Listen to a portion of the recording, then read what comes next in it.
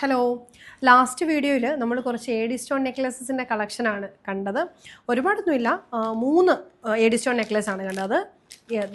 ഇതൊക്കെയാണ് കണ്ടോ, ഈ 3 എണ്ണമാണ് കണ്ടത്.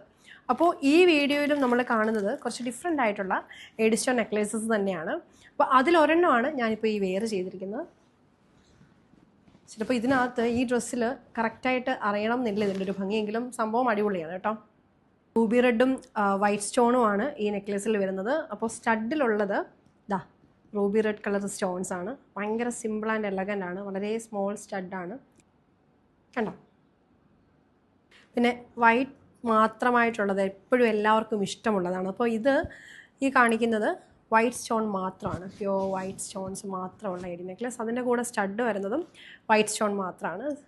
കണ്ടോ, നല്ല ഭംഗിയില്ലേ.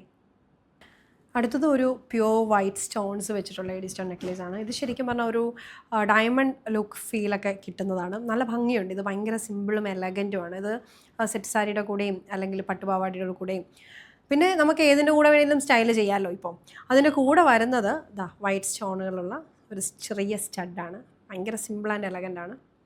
അപ്പോൾ ഇത് വേണ്ടവരെല്ലാം വേഗം തന്നെ ഓർഡർ ചെയ്തുകൊള്ളുക. നമുക്ക് ഓണം സീസൺ സെയിൽ നടന്നുകൊണ്ടിരിക്കുകയാണ്.